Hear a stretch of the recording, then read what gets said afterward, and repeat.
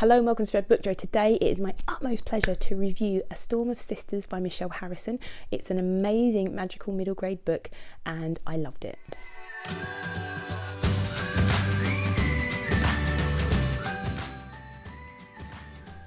If you're new to the channel, I'm Jack, and if you're not new, welcome back to Spread Book Joy. And as well as reviewing my own reading on here, I love to talk about great books for children for home or school because I'm a qualified primary school teacher and I love to share wonderful books to hopefully get children accessing reading.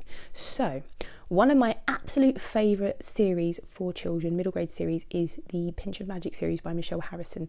I read the first book about 2 years ago and it was one of the first videos that I featured on my channel, and I will link in the description box below. I have since done follow-up videos on the other books. It was a trilogy at the time, and this book that I'm just about to review is the fourth book in the series. So the Widdershins sisters are the characters at the heart of the series, and in the original book they lived on the island of Crowstone, and there was a family curse keeping them trapped on the island. They inherited some magical objects, they went on an adventure and they managed to break the family curse. Oh, spoiler alert. But the subsequent adventures of the Widdershins sisters have taken them to a pirate ship, a witch's village, all sorts of amazing fairy tale-like adventurous settings. Michelle Harrison is an absolute master in creating believable mythologies to base these books around. So each story is structured in such a way that there is a parallel story running alongside, where there is a legend or something that's happened in the past that is affecting the Widdershins girls in their present. The three sisters are Betty, who is really adventurous. She's the middle sister. She loves adventure, she loves maps. There is Charlie, who is the youngest. She's a really comical character. She's very brave. She's also loves animals and loves food. And then the oldest is Felicity, or she's known as Fliss. And Fliss is very gentle, very beautiful, and just in love with love. And she's, loves romantic things. And she's just absolutely lovely, really lovely characters. All very different, all very well realised characters. And they live with their granny, who is a brilliant character, who ran the original place that they lived in was an inn called the Poacher's Pocket. It was a really tough pub, and she ran that with a will of iron. So they live with their granny and they basically have all their adventures.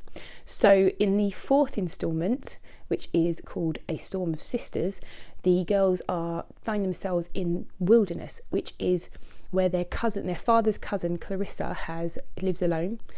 She's not a very approachable or pleasant family member, but she's broken her ankle and winter is setting in.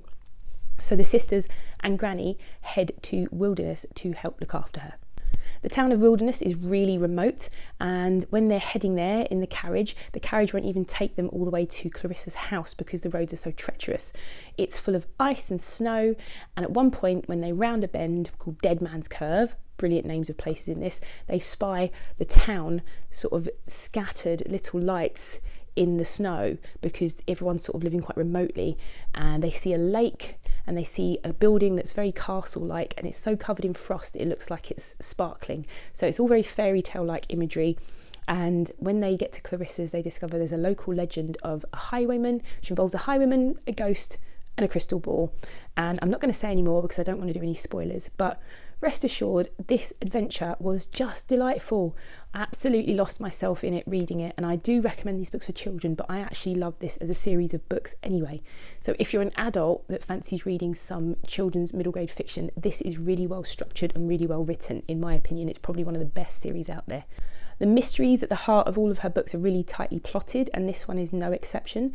And like I said, in between there's usually a legend or a background story interspersed in between, like a parallel story in between the main story that's happening with the girls. So the local legend that this one Michelle Harris has written is based on The Highwayman by Alfred Noyes, and it is a poem that everyone in the UK, whoever went to primary school in the UK, is familiar with because it's studied when I was a child and still studied now. And a line that I always remember, I mean, it's a really great poem all around a highwayman and his love who's waiting for him, and there's tragedy, and it's just the rhythm of the poem's always wonderful. I'm not a huge poetry reader, not that I'm not a huge poetry fan, but I'm not a huge poetry reader, but that's one I always remember from childhood, being thrilled by it. And I always remember the line, like, the imagery is amazing in it. The moon was a ghostly galleon tossed upon cloudy seas. And whenever I look up in the sky and see a moon floating on clouds, I think of that line. So Michelle Harrison has based very loosely took that as an inspiration for her legend within A Storm of Sisters, and she does it brilliantly.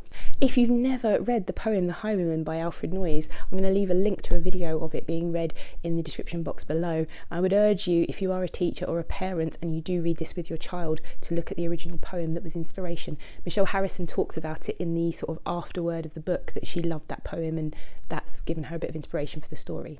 I've broken my book buying ban and bought a physical copy for myself. I got an ARC to review courtesy of NetGalley and Simon & Schuster Kids in the UK for my impartial review. So every thought in this is my own. I am that enthusiastic about these books and I fully, wholeheartedly recommend this one. If you like fancy editions as well, I've broken my book buying ban to buy the Waterstones special edition. So Waterstones always release a special edition of the Pinch of Magic books with sprayed edges. If you like this review and you want more middle grade reviews, I'm building up quite a substantial middle grade playlist, which I will link in the description box below. You can also check out my recent Best of 2021 middle grade reads, which I will also link in the description box below. And if you liked this as well, you might consider subscribing. So if so, I'd love you to stick around and hopefully I'll see you again here soon. Bye.